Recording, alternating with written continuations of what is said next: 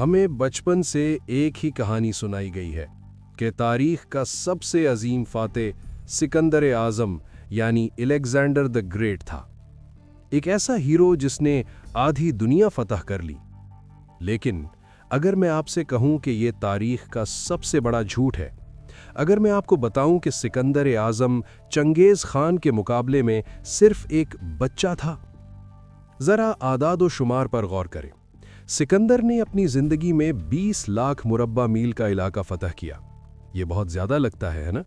लेकिन चंगेज़ खान ने 1 करोड़ 20 लाख मुरब्बा मील का इलाका फतह किया। ये सिकंदर की सल्तनत से 6 गुना ज़्यादा है। सिकंदर को एक बनी बनाई फौज और भरा हुआ खजाना मिला था। चंगेज़ खान वो एक गुलाम था जिसके गले में लकड़ी का तौक था और वो कचरे से खाना उठाकर खाता था। तो फिर एक गुलाम ने दुनिया के अजीम तरीन बादशाहों, खलीफाओं और सामुराइयों को कैसे घुटनों पर झुका दिया? आज की वीडियो में हम इस राज से पर्दा उठाएंगे कि क्यों एक को हीरो माना जाता है और दूसरे को दरिंदा, और असल में आज़म कौन था।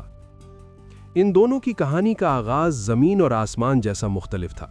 सिकंदर 356 कब्ल मसीह में मकदूनिया के शाही महल में पैदा हुआ। इसका बाप बादशाह फिलिप पहले से ही एक मजबूत फौज तैयार कर चुका था। सिकंदर का उस्ताद कौन था? दुनिया का सबसे बड़ा फलसफी अरस्तु। सिकंदर को बचपन से सिखाया गया कि वो देवताओं की औलाद है। उसे दुनिया फतह करने के लिए भेजा गया है। इसके पास बेहतरीन घोड़े, बेहतरीन तलवारें और वफादार जर्नैल थे। इसकी जीत दरअसल मुतवक्के थी।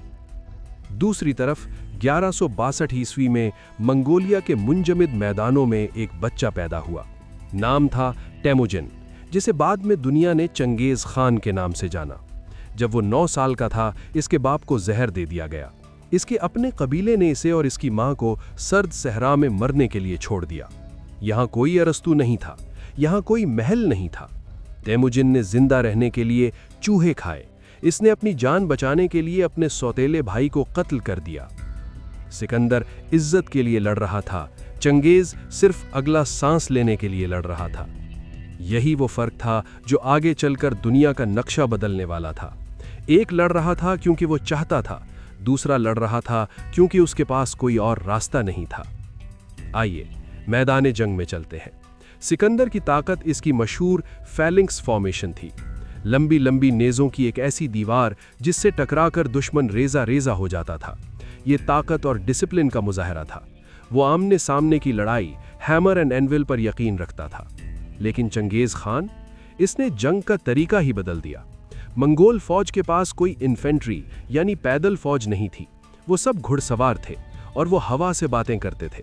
मंगोल सिपाही घोड़े पर सवार होकर पीछे मुड़कर उल्टे रुख तीर चलाने के माहिर थे।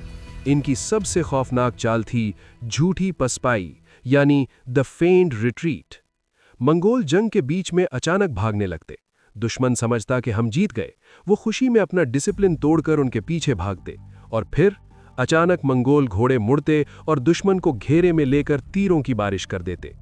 यूरोप के नाइट्स और एशिया के बादशाह इस चाल को कभी समझ ही नहीं पाए।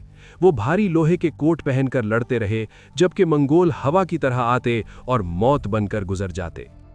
लेकिन चंगेज़ खान सिर्फ तीरों से नहीं लड़ता था, वो दिमाग से लड़ता था। उसका सबसे बड़ा हथियार खौफ था।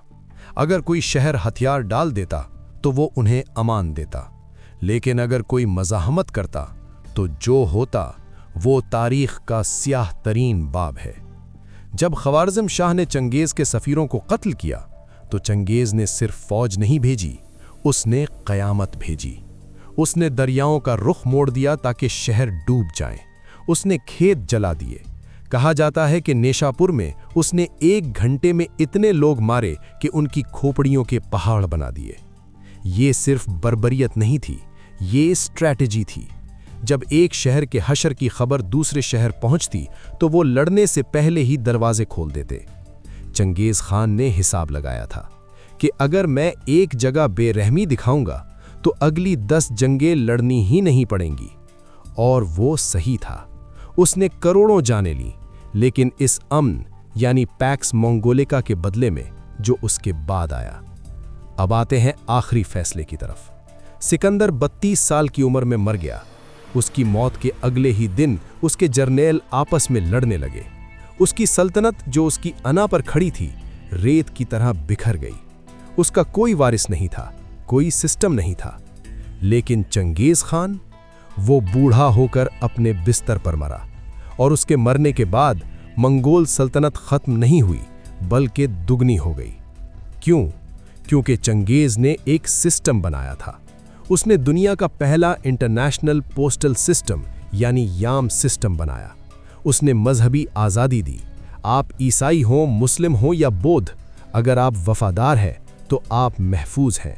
اس نے دنیا کو میرٹ سکھایا۔ ایک چرواہے کا بیٹا بھی جنرل بن سکتا تھا اگر وہ لائق ہو۔ سکندر نے یونانی کلچر پھیلایا، لیکن چنگیز نے مشرق اور مغرب کو جوڑا، سلک روڈ کو محفوظ بنایا، جس کی وجہ سے آج ہم پاستا، بارود اور کاغذ استعمال کرتے ہیں۔ تو اعظم کون ہے؟ سکندر، وہ شہزادہ جس نے دنیا کو دکھایا کہ ایک انسان کیا کر سکتا ہے، یا چنگیز، وہ یتیم بچہ جس نے دنیا کو دکھایا کہ ناممکن کچھ نہیں ہوتا؟ تاریخ سکندر کو ہیرو لکھتی ہے کیونکہ اس کے کارنامے مغرب نے لکھے۔ تاریخ چنگیز کو ولن لکھتی ہے کیونکہ اس نے ان سب کو شکست دی۔ لیکن اعداد و شمار، رقبہ اور اثر و رسوخ کو دیکھیں تو سکندر چنگیز خان کے سامنے صرف ایک سپاہی لگتا ہے۔ آپ کس کی سائیڈ پر ہے؟ کیا ظلم عظمت کو ختم کر دیتا ہے یا کامیابی ہی سب کچھ ہے؟ نیچے کامنٹس میں بتائیں، اور اگر آپ کو لگتا ہے کہ تاریخ کے اور بھی ایسے جھوٹ ہیں جن سے پردہ اٹھنا چاہیے تو چینل کو سبسکرائب کریں، کیونکہ اگلی ویڈیو اس سے بھی زیادہ متنازع ہونے والی ہے۔